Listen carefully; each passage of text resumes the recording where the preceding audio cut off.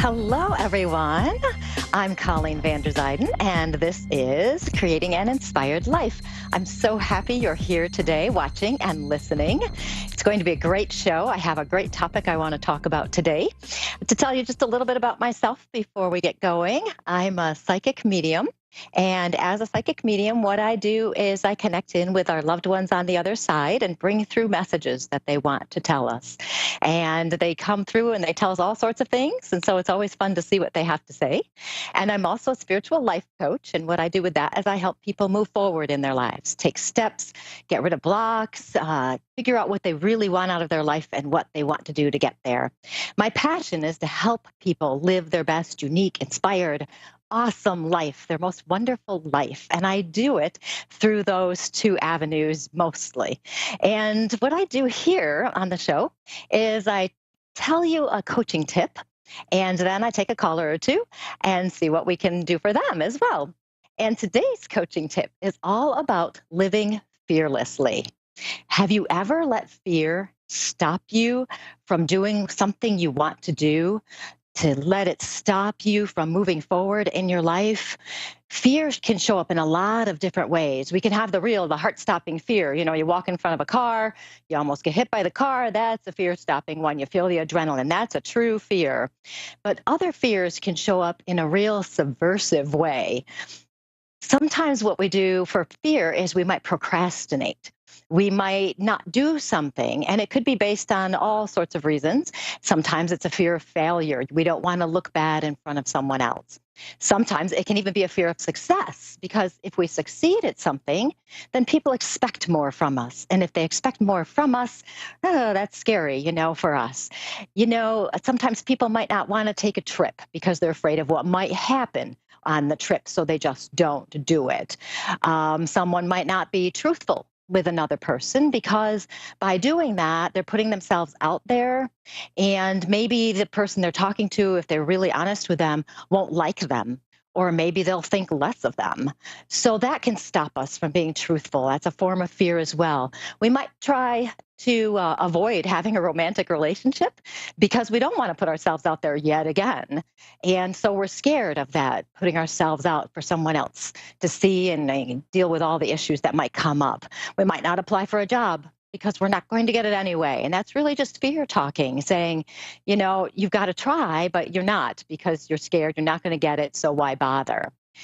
I've heard it said that there are only two emotions in the world, basically, love and fear.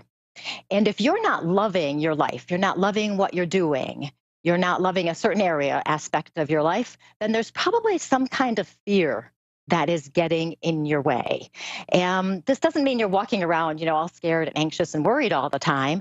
It just means that maybe there's one area of your life that you could make some changes with, or look at it a little bit more objectively and see if you can find out what is stopping you from moving forward, because it probably is fear. Quite a while ago, I really hated driving long distances by myself. I have absolutely no sense of direction at all. And the car I had then, would always break down. Okay, this was before cell phones. This is before GPS.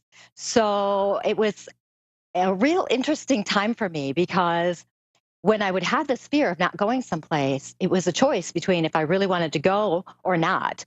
But I wanted to go badly enough that I would do it. I would go anyway, and it would override my fear. And it's very interesting because that's a legitimate fear. I had a lot of experiences where I was on the side of the road and some random person would come and help me. And I was really, really fortunate with all these people who did help me that nothing ever happened that was serious or anything like that.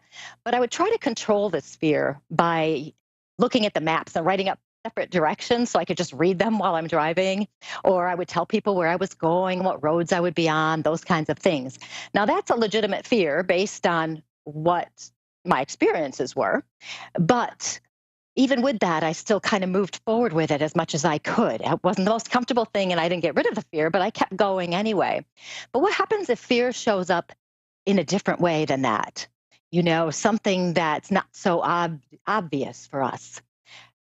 When I first heard the phrase, if you could do anything you wanted and know you would succeed, what would you do?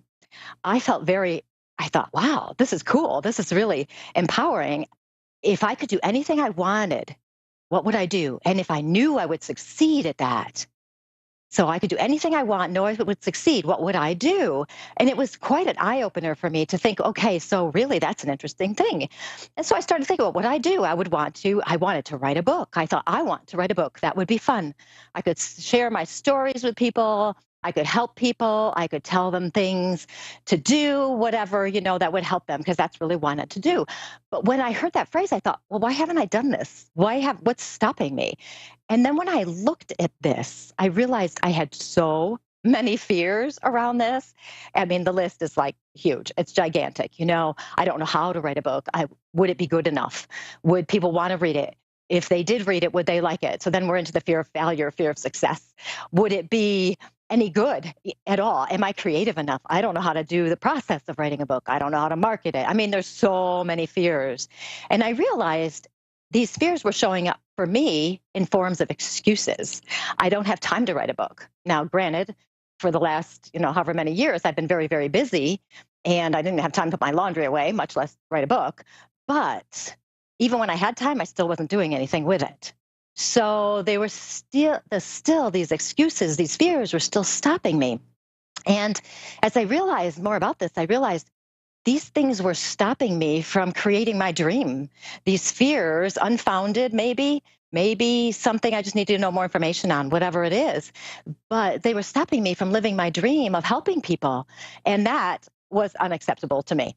And when I realized this, and it takes some time, this wasn't like this was a light bulb moment and it all happened in 1 minute here. This took years for me to come to this conclusion. So I finally realized I had to move forward on that. And so I did. I moved forward, and I'm actually writing my book now. Amen. So that is exciting for me.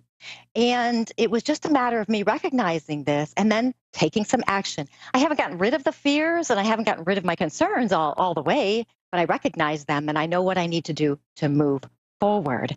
So when you ask yourself that phrase, if you could do anything you wanted and know you would succeed, what would you do? Dream big. Dream big. Don't just think about, getting the house cleaned tomorrow or something.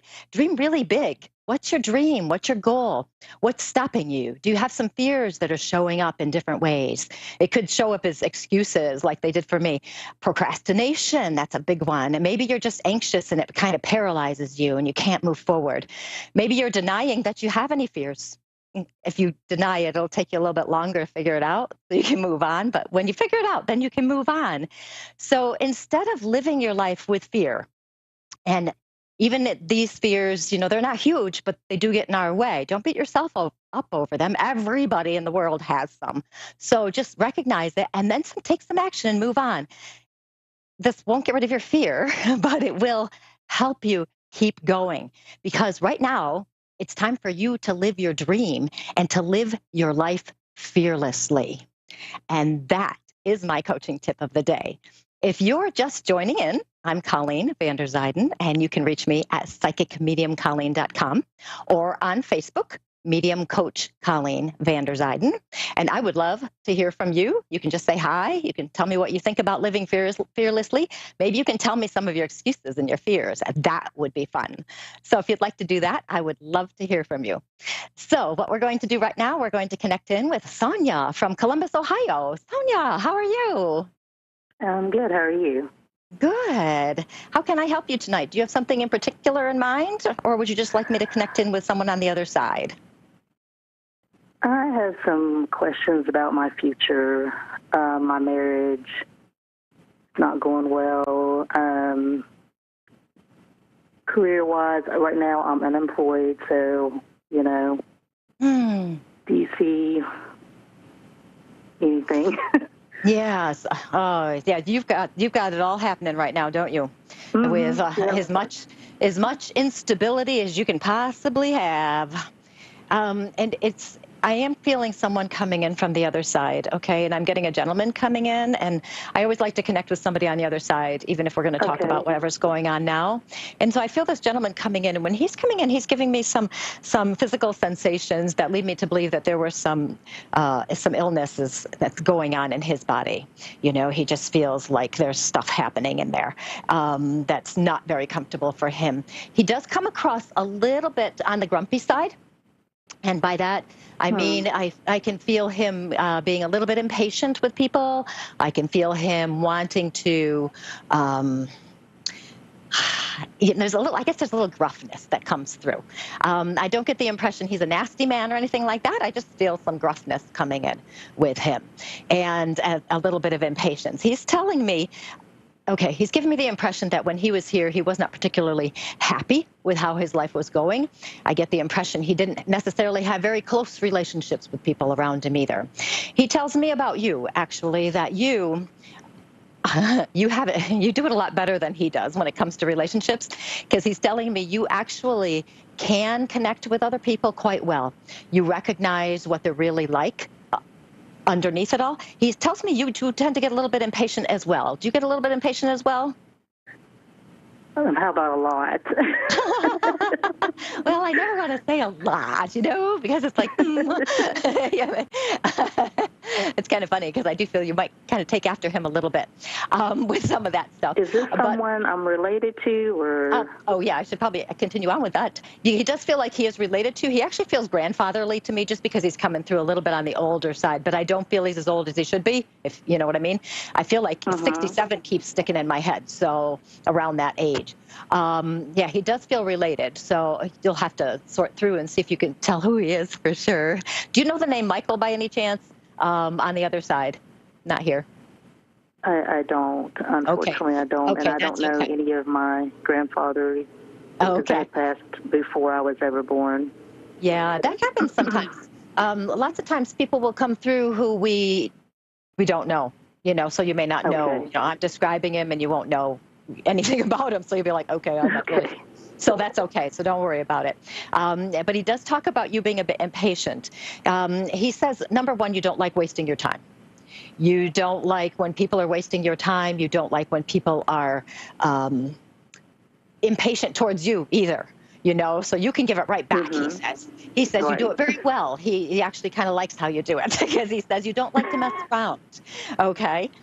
He says with that though, because it's almost a certain sense of urgency about you, where you're used to having things taken care of and having it work right away and having things happen. And you've been able to fix things and control things throughout your life. Would you say you're a bit of a control freak kind of person? Yes. Yeah, me too. So don't be offended or anything. I'm the same way. And he says that that's part of the reason why you're experiencing what you're experiencing right now is because it's a way for you to learn how to let go of control, to kind of just go, I give up. I just give up. I'm doing the best I can, and I don't know what else to do. And this person I'm talking to on the other side, and I'm sure you don't know because you don't really know him, he doesn't come through as a spiritual person, but he's telling me you actually have some spirituality and some connection there. Do you actually use it and say, God, help me, and pray and all of that? Yes, I do. Good, because he's talking about this and how important it is. He's talking about the divine trusting that God, or whatever you want to call God, the universal energy, does know what's going on, number one. But number two, also is going to take care of this for you. You don't have to take care of it. You can say, you know what, I can't do this. I can't. I just can't. You've got to take care of this for me. And then trust that it's going to come out for the best. He says this is a very disconcerting time for you because of the control thing. You're not used to having so many unknowns happening at once. And it's very scary. It's really scary. And reasonably so, because there's too many unknowns. He tells me, he wants me to tell you to focus on the positive things first. So find some things about you that are going well and that are going positively. Don't, this doesn't make sense in a way, but I'm going to say don't focus on the problems as much. And I know that's hard to do because you have problems, but you have to kind of sit with the good things and look at the good things. Now, what I want to do, though, for you, though, I do want to touch in psychically as well and get some information on this. The marriage thing, this feels like this has been going on for some bit of time, the problems there. Has it been going on for a bit of time? Yes, since day one. Oh God. Okay. So, okay. And, that's an interesting thing for me, actually, because when I touch in with your energy, I recognize that you're very good about giving people the benefit of the doubt and all of that stuff. But at the same time, you're kind of a strong personality. And I find it hard that psychically, how I pick up on you, that you would let something go that long. That's what everybody says. Well, it's good to know I'm like everyone. That's really wild. Yeah, I find that hard to believe because you are a strong woman. You're very smart. You know how to fix problems. You know how to do things. I do understand, though, for you made a commitment, and you are not one to like to fail either. You don't want to fail at things. And in your mind a bit here, this is like a failure for you. And it's not comfortable for you. Okay. So I would suggest, and this is me speaking now as a coach, okay, that you might reframe that and look instead at the situation and what you've experienced and see if you can look at it from a different angle about how much you've learned. How much you've learned about yourself, how much you've learned about what is acceptable, what's not, your boundaries, blah, blah, blah. Whatever it is that really bugs you, you really learn about that and try to shift the perspective into more of a learning situation, because that may very well help, too, to recognize I don't like predicting things like, you're going to get divorced in, 4 weeks or whatever. I don't like doing that because you have free will. Other person has free will. You guys do whatever you want. Okay, so I'm not going to predict anything like that. What I do want to predict, though, is I feel such a sense of empowerment coming with you as you recognize, number one, your strength, but number two, that you do have the power to do and create what you want in terms of this area, and to recognize that if this does fall apart all the way here, that it's okay. You're learning something. You have so much there. Are you guys together right now? Because I'm not really feeling much together. We're together, but we're not we're not in together. The same room. If that makes sense. I do know what you're saying. So now the person on the other side, as he mentions this, as he's talking about that, he's talking about wanting to recognize, number one, your persistence and everything, and that you've done. It's not like you've sat around doing nothing. You've worked on this. And so he wants to acknowledge that as a positive, that you have tried and everything. So recognize those things too. It's up to you what you want to do and how you want to move forward with that. But that's what he's talking about. With the job is there a new person in the future, or? You mean a new partner or something? Oh, yes. I'm sure of that. I have no doubt about that in the future. Yes. Once you've made your mind up on what you're going to do exactly and how you're going to proceed. So I have no doubt about that. I want to mention your job just briefly for just a minute, or your lack thereof. I do feel a job coming in too. Okay. So I do. What month are we in? We're December, March, April. Okay. By March, April, I feel you being very settled in a job. Okay. So don't worry about it. This person on the other side is like, don't worry either. Okay. He doesn't want you to worry either. Okay. So, okay. He does want me to tell you, again, how proud he is of you for what you have achieved and accomplished already. Okay. And I'm not talking just like job things and stuff, but who you are as a person, that kind of thing. Okay. So he does want to acknowledge that. Okay. He is stepping back, so I'm going to let him go. So I do want to tell you myself, you might want to listen to this again because I talked really fast and I gave you a whole bunch of stuff at once. So you might want to listen again so you can hear everything I said and maybe take some notes too so you can get it all in there because you've got a lot of really good qualities and I want to make sure you recognize them. So I want to make sure you hear what I've told you. Okay? Okay. Okay. So I'm going to have to let you go, but I want to thank you so much for calling. It was so nice talking to you and good luck with everything. Okay? Okay. I do have one quick question. Okay. Another one, just one real quick question.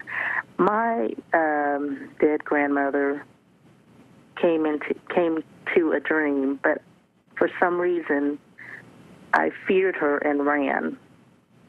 Is there?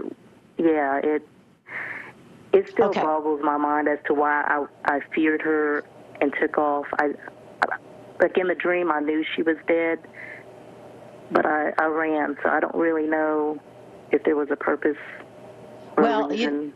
That may have been very well what you want to do would be to, you needed to recognize that person, it's okay for them to be there, and that's why you had the fear initially. Now you'll be okay with it in case she bops in again. Okay? Okay. So I do have to move on to my next caller, and that is Cindy in Kentucky. And Cindy, how are you today? I'm good. Okay. You sound like you're not sure you're good. Are you still there? Yeah. Okay. Okay. Now, is there something in particular I can help you with, or are you looking for just a general whatever comes through kind of message? Yeah, I guess that general. Okay. I do have a woman who comes in from the other side, and she reminds me of an aunt to me. Okay. And when I get an aunt figure, sometimes that's like a teacher or an aunt. But this person, when I see her, when she comes through, she reminds me of a teacher, actually, like an old school teacher, you know, the strict one who would slap your hand if you said something wrong in school, you know, from a long time ago, that kind of thing. She comes through kind of strict. And she's, okay. She's giving me physical concerns in my breast area and my chest area. Okay, so I don't know what we've got here. I'm not a doctor. I don't know anything, but I do feel things going on with her. She does tell me she passed sooner than she should have. Okay, and by that, I mean early 60s, maybe even late 50s. She feels younger to me than I want her to be by far. You know, I like them to be 110. And so when she comes through, now it's interesting because she does come through with a bit of strictness. Okay. I feel her being somebody who would push people, and I feel her wanting to push you. And I feel her wanting to push you to get going on something. Okay. Now, do you have any idea who this might be from the other side? It could be related to you, or it just might be somebody else. Not a clue. Okay, that's okay. Yeah, and you know, it's funny how and I'll be talking to people and I'll say something and it's, you know, it might be their grandmother from a million years ago, but they don't know them. Or sometimes that somebody comes in and then we figure it out a week later and we go, oh, right, that's so-and-so, I didn't even realize. Okay, so this person anyway, she's wanting to push you. Okay, she gives me a lot of stress symptoms for you. Are you having quite a bit of stress right now? Oh, yes. Because I feel like my stomach feels weird, and my whole body just feels like, and actually, you know what it feels like too? I feel like I'm really tightly wound, and that if one more thing happens, I might kill someone. That's what I feel like. Are you having a lot of that stuff going on? Mm-hmm. Okay, so let's find out what she wants to say in our last few minutes here of the show, because there's a certain sense of paralysis around you as well. I feel like you don't know what to do next. I feel like there's people around you who are just really irritating you, and I feel like you don't even know what to do to help yourself at this point, okay? So when she's talking about this, she's talking about actually, instead of sending your energy out, because I feel like you're trying to fix this and control this and do this and do that and do this, that instead you need to come back into yourself, actually come back into yourself and just kind of go, okay, it's going to be okay. It's going to be okay. and start to convince yourself it's going to be okay. Okay. I don't know if you were listening to the last caller at all, but we talked about the God connection, the divine trust that it's going to be okay, that whatever is happening in your life is here for a reason to help you learn and grow. And this person on the other side, when she's talking about you, she's concerned about your health because she says you're so wound up that it's like you're going to make yourself sick. And it's just not good. Are you having pains up in your shoulder area as well? Somewhat. Okay, because she just mentions that as well. So what I want to do, because I only have just a minute left to talk to you or so, is I want to really stress with you more than I can, to step back inside yourself, sit down, take a break, take a breath, start looking for those positive things that are there, because there are some there. I know it's going to be hard. You think you're not going to be able to find any, but there are some there. Look at yourself. You're good at figuring things out. You're good at doing what you're supposed to be doing. Don't worry so much about other people's actions and other people's behaviors, because really when it comes down to it, it's all about how you feel and what you need as a person. That is the most important thing. So if other people are being jerks, you have to do what you have to do, okay? If you're being a jerk, then you have to recognize that and not do that, okay? But do you see me finding a job anytime soon? Yeah, yours is a little bit longer than the person I talked to before. I'm feeling like it's going to I feel a temporary job coming in, and then I feel something a little bit more stable by May, okay? So take the temporary job, even if you go, ew, I don't want to do that, just do it, because you're going to need it, okay? Now I've gotten my 60-second warning. I'm so sorry. I might have to stop talking to you. Take what I've said and just kind of get back into inside yourself as much as possible, okay? Do what you have to do for you. Okay. Thank you so much for calling. Okay. And that was Cindy from Kentucky. And so this week, what I want you to really think about your life. Be willing to look at it objectively and live fearlessly. And you can connect with me at psychicmediumcolleen.com. And thank you so much for listening. It was great having you here today. Goodbye.